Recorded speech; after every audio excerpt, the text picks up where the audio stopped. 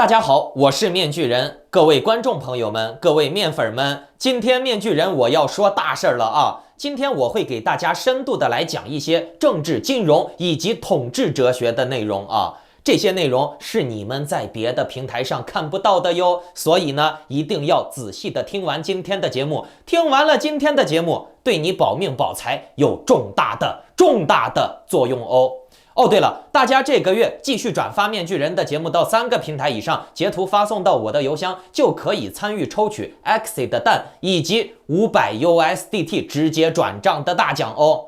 500 USDT 啊，我转给你，你想买什么你就买什么，那是你的自由。好，人人都有机会。面具人我有钱，我大方。你在币圈博主里面找不到第二个像面具人我这样每个月都撒币的人。那这叫什么？这就叫格局，这就叫实力。那其他的博主敢吗？不敢。为啥？因为他们没有面具人有钱嘛，就这么简单。或者是比面具人有钱的没面具人善良嘛，没面具人我大方嘛。好了，不给大家开玩笑了啊！节目开始之前呢，请打开屏幕下方的点赞、订阅以及小铃铛，不打开，万一以后你后悔了，可别怪我啊！好，先来说这个恒大暴雷的事儿啊。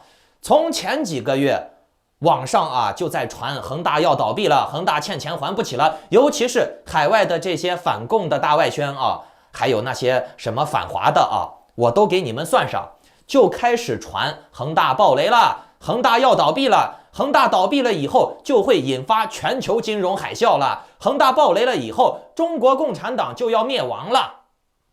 合着面具人我就在寻思啊，这个地球这么大啊，就小小的一个恒大公司就能把地球的这些金融系统给灭了，你觉得这现实不？对不对啊？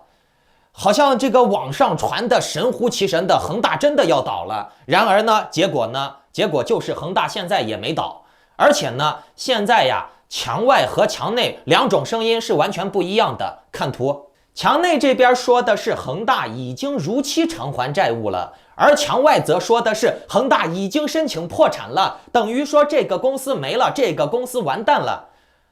那么根据恒大的情况啊，墙内和墙外是属于两种极端不同的声音。那根据这两种情况啊，面具人我也不能说他们谁是真谁是假，不过呢，我可以从统治者绝对会做的事儿的角度上来给大家分析，接下来究竟是什么样的剧本。首先呢，恒大的股票这几天连续在暴涨，每天都是暴涨10几个点儿。你们要知道，股市和币市是不一样的，股市每天涨个10几个点儿，那都已经是非常非常猛的了。那恒大这几天每天都在暴涨，这也就证明了有大量的资金入场恒大，恒大迎来了很多的资金注入。我之前也说过了，中国的房企就是国家的背锅侠，幕后还是共产党。如果说房企出问题了，那共产党刚好就可以扮好人，我党是伟光正的，可是呢，锅要让这些民企房企去背。但是中国老百姓却不知道，实际上中国的房企就是共产党的白手套呀。恒大欠了多少钱啊？你们应该有些人都知道，1万多亿。可是观众朋友们，你们知道不？共产党在2020年的生产总值就是100万亿人民币。中国人的钱就是党的钱，共产党可以完完全全控制所有中国人的私有财产，中国人是没有任何私有财产的，对吧？所以呢，你看共产党一年的这个生产总值就是100万亿人民币，你恒大别说是欠了1.7万个亿了，你哪怕就是欠17万个亿，你看共产党怕不怕？毛都不怕，知道不？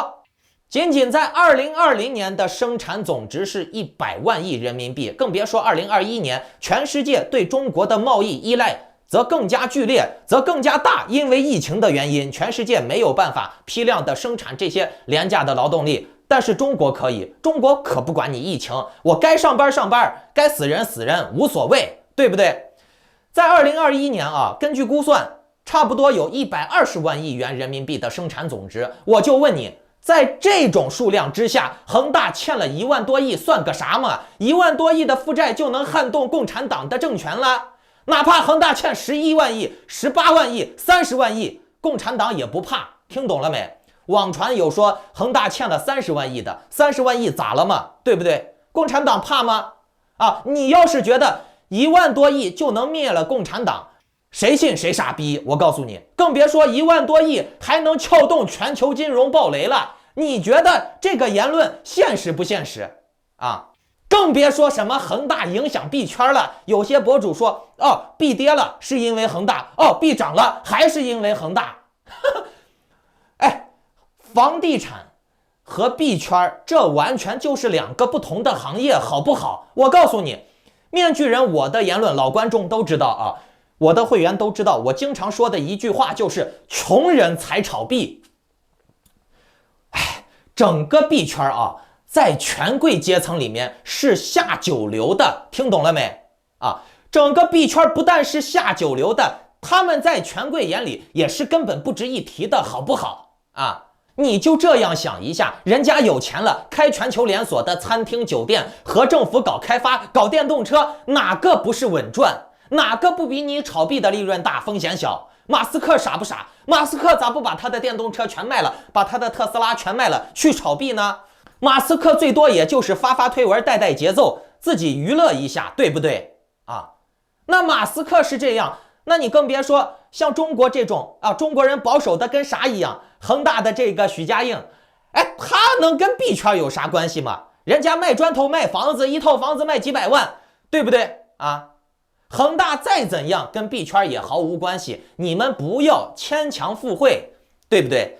咱别说是许家印了，咱就说中国农村的一个随便的小村长，人家村长有权去卖个地，都比你炒币好，对不对？你炒币还得担风险，人家村长呀，包括这些警察局长呀、城管呀，随便利用自己的职权范围内撸点钱，都比你这个炒币赚得多，而且没有任何风险，对不对？实际上恒大的问题只需要暴雷掉一部分草民，把他们割韭菜就好了，牺牲一批老玩家，然后呢继续拉高房价，吸引新玩家入场。至于老玩家的房子，我告诉你还是不能卖，而且呢新人不，因为你老玩家把房子卖了，二手房卖掉了，共产党自己的一手房卖给谁去？对不对？实际上这些房东他们自己的二手房跟共产党的一手房的出售是有矛盾的啊。所以呢，以后的政策的制定就会针对这个老房子的买卖啊，会增加非常多的附加条款，而且呢，对于新买房的人啊，买新房的人也会增加非常多的附加条款。你新人不买房，你的孩子就不能上学，不买房你就没人权，是吧？这个言论我早在去年就已经给你们说过了，现在你们看一下是不是已经实现了啊？你新人不买房，你就没人权，以后会把房权跟人权挂钩的。不买房没人权，共产党就会逼你买房啊。但是呢，老房东的房子也不能卖，因为你卖了，共产党把房就卖不给别人了。你老房子只能租，而且呢，就算租也得通过国家统一的平台才能租，你的租金是必须在党的监管下才能够去完成的。所以呢，看啊。合着这卖房和租房子这个钱都到你共产党的口袋里面去了嘛，对不对？那这不就解决了房地产泡沫的问题了，对吧？房价再高你也得买，因为政策会设计的让你不买房你就活不成，老百姓也都会被带节奏洗脑啊，好像不买房就没尊严，不买房就不是个男人，对不对啊？你还是得买，你不买房你娶不到老婆，你不买房你生孩子，孩子上不了学。所以呢，于生理上于心理上你都得买，否则呢，你说啊，出去亲戚朋友吃个饭聚个会，哦，你没房你就是个垃圾，你就是一条狗啊。尤其是这马上过年了啊，还有2-3个月，一过年你们心里面应该知道，哎，过年大家亲戚朋友聚在桌子上聚餐的时候，那种受白眼的感觉，别人在那吹牛逼，他过年买了几套房，他娶个老婆啊，配了多少辆嫁妆，配了多少辆车，对吧？啊，但是嘞，就是说给你听的，就是要让你心里难受，你没房，你没车啊，你丢人。这就是整体的所有的人在这个环境下被洗脑了，所有的人啊，互相去压榨，把这个血榨给共产党。实际上呢，这些人全是凯子，全是傻逼啊，都是把自己的钱白花花的银子掉入到了共产党的这个游戏里面去，你说他能得到啥好处吗？得不到啥好处，最多就得到一点虚荣心。我告诉你，以后啊，你不买房，你就活不下去，你就会活得很难受啊，你就会活得就是于面子上、于生理上，你都会难受。然后嘞，你想买房，房子买的贵无所谓，房租租的贵无所谓。你加上数字人民币以后，把你全部都给控制了，对不对？数字人民币是可以降低老百姓的劳动力成本的，是可以控制大家的消费定向的。这样的话，100万亿当中省出个恒大的费用还是很简单的嘛，对不对？就像你的数字人民币以后只能买油啊、买饭，或者说是你的消费当中会给你调控成配额，你一个月开3000块钱的工资，有1500，有800，有1000是只能用来买饭的，那不就解决了这个金融泡沫的问题了吗？对吧？并且呢，恒大为啥不能倒？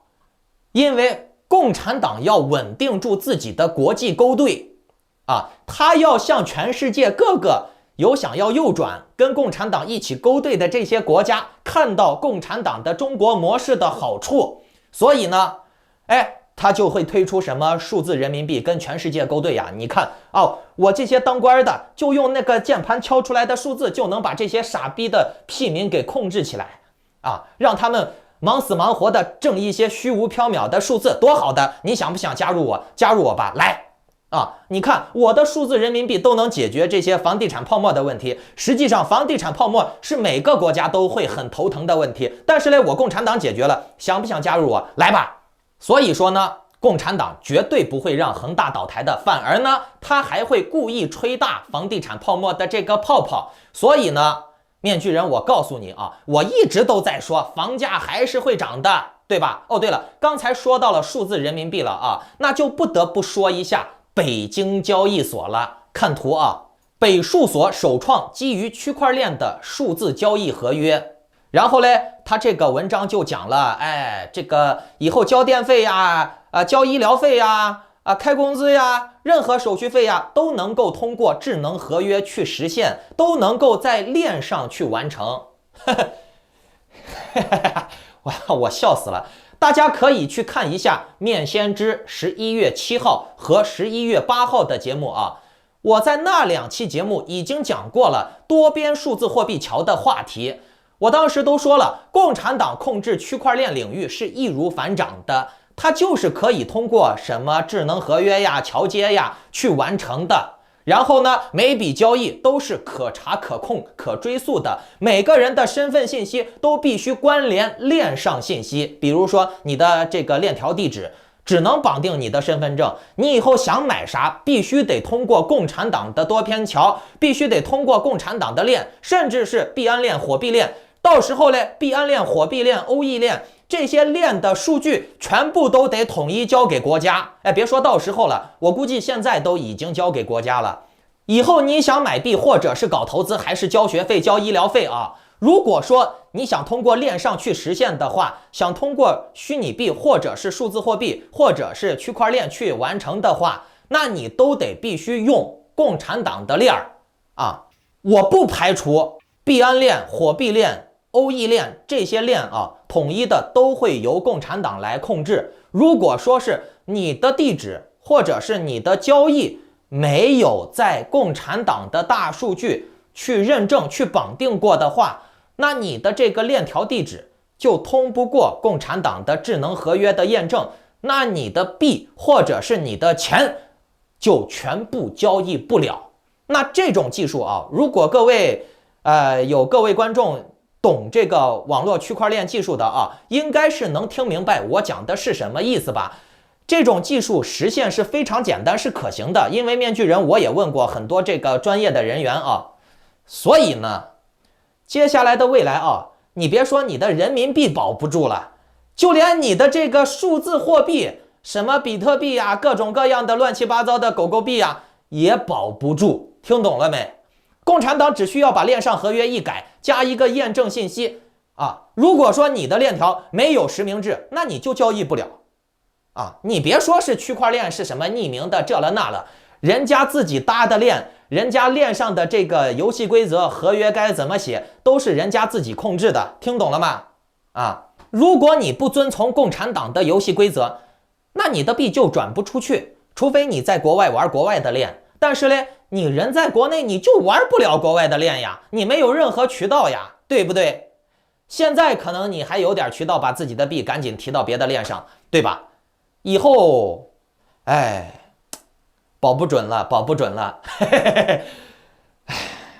难受难受呀，我难受呀，钱要没了，虚拟货币也要没了。你们仔细去想想啊，到那个时候，你在链上啊，那真的就是你干啥都是能查到你的交易记录的，因为链上的东西都是不能篡改的，或者是想篡改起来都是非常麻烦的，并且呢，如果说你是在共产链上去进行任何交易，那你的这个地址肯定是绑定了你的实名信息的呀，那所有的东西都是能查的，所有的人都是没有任何隐私的，跑都跑不掉。每笔交易都必须在共产党的链上进行合约验证，否则呢就玩不成。这些都是可以做到的嘛，在技术上是没有任何问题的，对吧？而且你们看这个图片上，共产党还是给你在玩生僻字，什么北数锁呀，什么数北锁呀。那至于各种生僻字、口号、短句在统治学上的应用，我在昨天的节目有讲啊，新观众可以去看一下昨天的节目。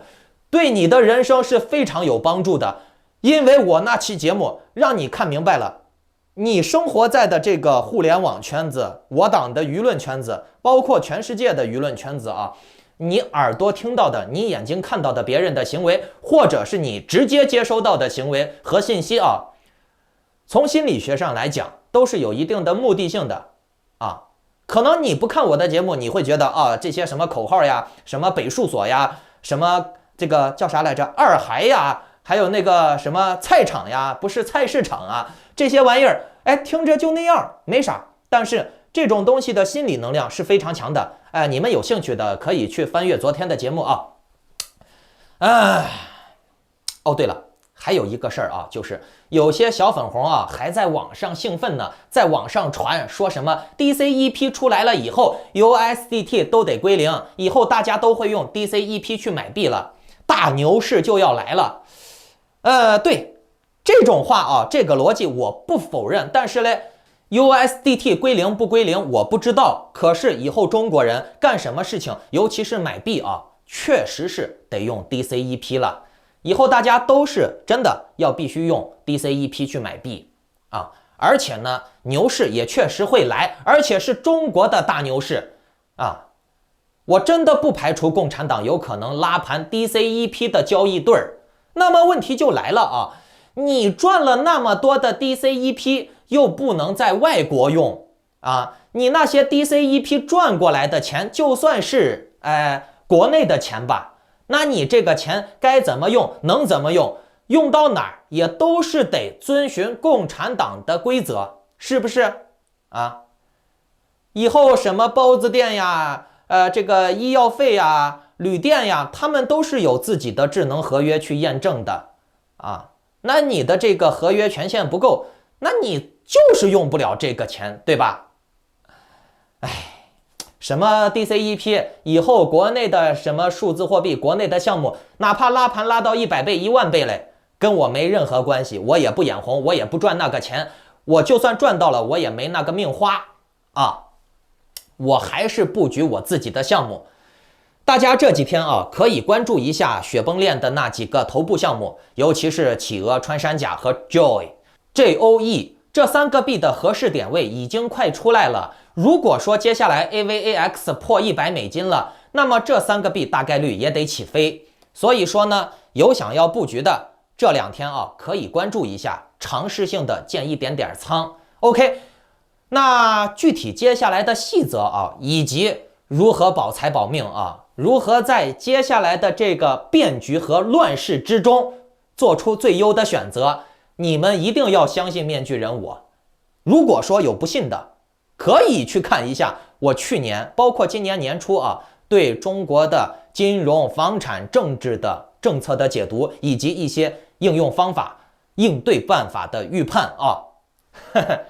那如果有想要和面具人的会员以及我及时交流一些困惑的话啊，紧跟我的投资策略的话，或者说是转移资产呀买卖 U 啊，买卖币呀，尤其是接下来这个各种各样的交易所币安呀、火币都会关闭嘛，但是面具人我给你们留了一个平台和通道啊，那就是我的这个会员群啊，并且呢，我月底有大动作啊。